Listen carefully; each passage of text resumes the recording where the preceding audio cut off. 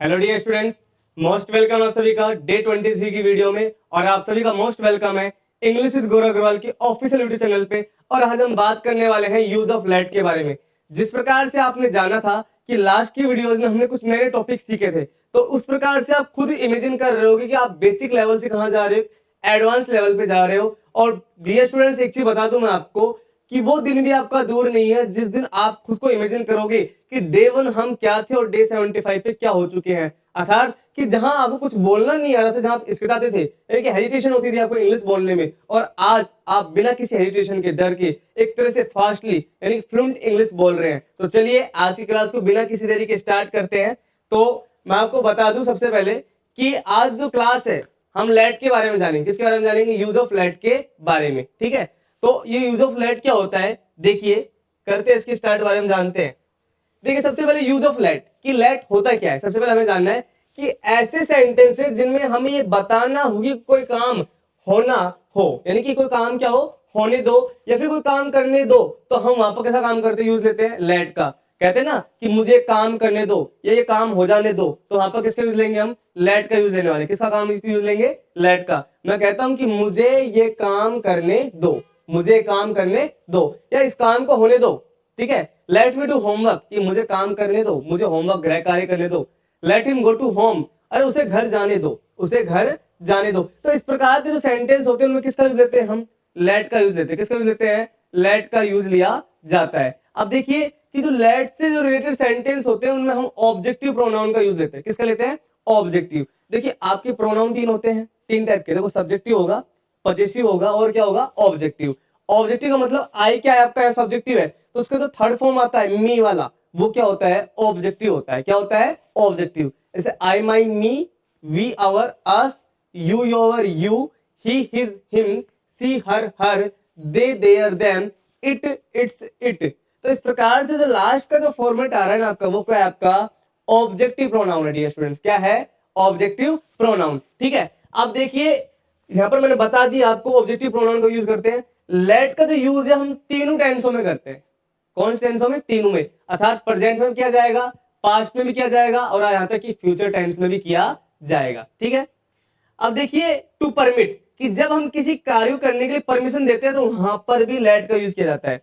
कि अगर आपने किसी को परमिशन दे दी कि भाई ये काम कर लो, तो वहां पर भी किसका यूज लिया जाएगा? लेट का। अर्थात आप किसी को क्या दे रहे हो? परमिशन दे रहे हो, तो वहां पर भी लेट का यूज किया जाता है। यदि आप नेगेटिव सेंटेंस में बना रहे इस लेट को, तो किसका यूज होगा? डोंट का यूज होगा। और यहां पर लेट के बाद नहीं लगेगा डोंट, बल्कि लेट से पहले लगाना है। कहां लगाना है? लेट से पहले डोंट को लगाना है। कब?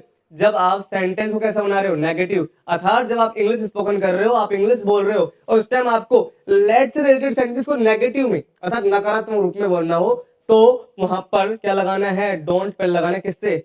लेट से पहले।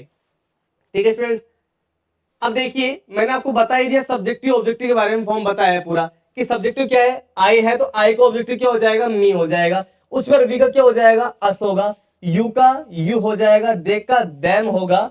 ही का हिम होगा। सी का हर होगा। और इट का क्या हो जाएगा? इट हो जाएगा। तो ये आपके कुछ प्रोनाउंस हैं जो आप सेंटेंस में यूज लेने वाले हैं।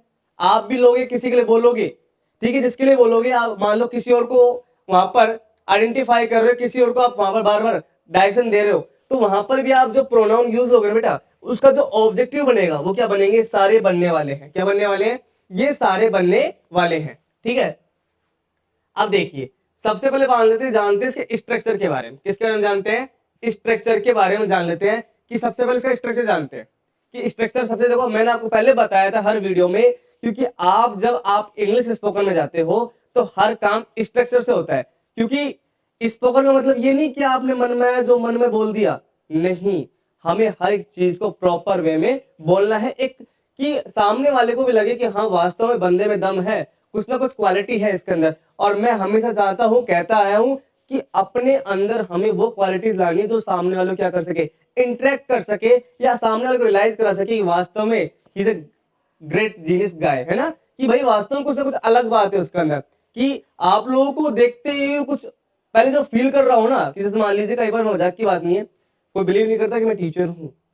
अब फिलहाल जिसमें टीचिंग लाइन में हूं तो बिलीव नहीं करता, बट आफ्टर जैसे 5-10 मिनट के सेशन के बाद जैसे हमारी टॉकिंग सेशन होती है, आफ्टर ऑल कि they realise yes really he have the great knowledge है कि भाई साहब उसके अंदर कुछ ना कुछ बात है। तो ऐसा मैं आप लोगों को देना चाह रहा हूँ नॉलेज यहाँ पर। तो इसलिए मैं कह रहा हूँ कि हर चीज में क्या जरूरी होता है, स्ट्रक्चर जरूरी होता है। जैसे बॉडी का भी स्ट्रक्चर पोस्टर होता है ना। अब आप मान लीजिए सड़ाऊ से रहोगे, फिर मान लीजिए अगर पूरे दिन बस थकान रखते हो खुद के अंदर, या फिर कैसे, और एक एक्टिव हो जाओ तो कुछ अलग होगा। एक आप पोस्टर को एक्टिव रखते हो खुद को यार स्ट्रेट पोजीशन में, या फिर कहते हैं कि एक्टिव रहना है ना, सबसे बड़ी बात है। तो यहाँ उसी प्रकार से सेंटेंस को भी एक्टिव होना पड़ता है। हर सेंटेंस को, आपकी स्पीकिंग को भी क्या होना पड़ेगा, एक्टिव होना पड़ेगा। वो कब होगा, जब आप स्ट्रक्चर को जान लोगे। और मैंने हमेशा आपको बताया है कि स्ट्रक्चर रटना नहीं है बिल्कुल भी। हमें स्ट्रक्चर क्या नहीं करना, रटना बिल्कुल भी नहीं है, सिर्फ समझना है। क्योंकि सब्जेक्ट वर्ब ऑब्जेक्ट का तो कंकड़ चलता ही हमेशा। जो आपने सुना है कि सब्जेक्ट वर्ब एग्रीमेंट तो चलता रहेगा, ठीक है। जो आपका सब्जेक्ट है, आपका वर्ब है, वो ऑब्जेक्ट तो हर सेंटेंस में आता ही है। लेकिन उसके कुछ अलग अलग क्या होते हैं, सीन होते हैं। हर जगह अलग चीज अप्लाई होती है, वो आपको अंडरस्टैंड करनी है। बस वो मैंने आपको समझाया था। अब देखिए यहाँ पर सिर्फ आपको दो सेंटेंस मिलेंगे। एक तो मिलेगा कैसा, अफर्मेटिव, और एक कैसा मिलेगा, इंटेरोगेटिव, नेगेटिव। एक कैसा मिलेगा आपको बच्चा, अफर्मेटिव, दूसरा कौन सा मिलेगा, नेगेटिव। अगर आपने अफर्मेटिव समझ लिया तो नेगेटिव तो ऐसे ऑटोमेटिक कर लोगे आप, कुछ भी नहीं करना उसमें। देखिए ध्यान दीजिए, late plus objective pronoun plus verb की फर्स्ट फॉर्म प्लस में ऑब्जेक्ट। पहले क्या आएगा आपका, लेट आएगा। उसके बाद में आपका क्या आ जाएगा, ऑब्जेक्टिव प्रोनाउन। लेट की जस्ट बाद क्या लेना है आपको, आपका जो ऑब्जेक्टिव प्रोनाउन है वो लेना है। उसके बाद में क्या लेना है, आपकी वर्ब की फर्स्ट फॉर्म लेनी है। और उसके बाद क्या लेना है आपको, आपका ऑब्जेक्ट लेना है, ठीक है।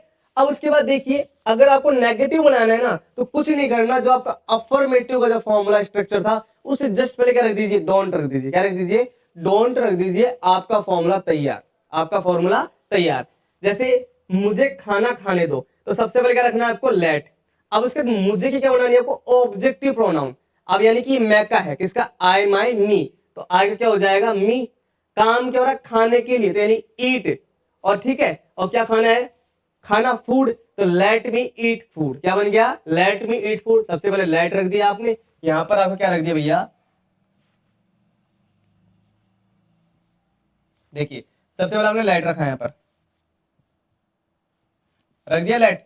उसके बाद में आपने क्या करा, यहाँ पर लेट के बाद में यहाँ पर ऑब्जेक्टिव प्रोनाउन। तो यहाँ पर जो आपका मुझे था, क्या था आपका, मुझे। इस मुझे के क्या बन गया आपका, मी बन गया। क्या बना यहाँ पर, मी बन गया। उसके बाद में क्या कह रहा है कि खाना खाने दो। तो यहाँ पर वर्ब क्या है, ईट। और क्या खाने दो, खाना, जिसको बोलते हैं फूड। तो let me eat food, let me eat food. अब इसी को नेगेटिव समझते हैं कि जस्ट क्या करना है कि इस लेट मी ईट फूड से पहले डोंट लगा दीजिए कि don't let me eat food. मुझे खाना खाने दे मत दो, मुझे खाना खाने मत दो। क्या हो जाएगा, मुझे खाना खाने मत दो। या तो क्या बन गया, नेगेटिव बन गया। अब एक और लेते हैं कि उसे किताब खरीदने दो। तो आप खुद बनाइए, लेट उसे की, हिम खरीदने को बोलते हैं बाय। क्या कहते, खरीदनी है भैया किताब, तो लेट हिम बाय बुक। अब इसको नेगेटिव बनाना है, सबसे पहले आगे क्या रख दीजिए, डोंट रख दीजिए। बस क्या रख दीजिए, डोंट। ठीक है, don't let him by book, don't let him by book. ये आपका सेंटेंस तैयार, बड़ी इजी वे में। अब उसी प्रकार से अगला सेंटेंस देखिए, हमें सोने दो, हमें सोने दो। Let us sleep. सबसे पहले लेट लिया, ऑब्जेक्टिव प्रोनाउन क्या हो गया आपका, अस। काम क्या हो रहा है, सोने को, इसको क्या बोलेंगे, स्लीप बोलेंगे। आगे कुछ दे नहीं रखा आपका, तो सेंटेंस बन गया लेट अस स्लीप। ठीक है, अगर इसको आपको नेगेटिव बनाना है तो don't let us sleep. Do not भी बोल सकते, कोई दिक्कत नहीं, लेकिन डोंट क्या है, शॉर्ट फॉर्म है, ठीक है, वो अच्छा लगता है थोड़ा बोलने में। तो डोंट लेट अस स्लीप, ये बन गया डोंट लेट अस स्लीप। अब उसी प्रकार से मैं कहूं कि मुझे यहां पर जाने दो, मुझे यहां पर जाने दो। Let me go here, let me go here. मुझे यहां पर जाने दो, सबसे पहले क्या लिया आपने, लेट लिया। मुझे क्या हो गई, मी हो गई। जाने क्या हो गई, गो। ठीक है, अब यहां पर जाने दो तो हेयर, यहां की क्या हो जाएगी, हेयर। वहां की क्या होगी, देयर। ठीक है, इनके भी लेके आएंगे हम सेंटेंस, इसका वीडियो लेके आने वाले आगे, जो आगे डेज की वीडियो आएगी उनमें इनके बारे में जानेंगे।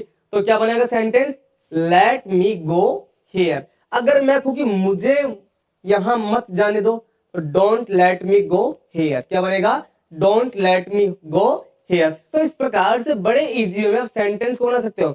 और मैंने हमेशा आपको कहा है कि मैं वीडियो लॉन्ग नहीं लेके आता, क्यों, क्योंकि मैं हमेशा शॉर्ट एंड स्वीट में चलता हूँ।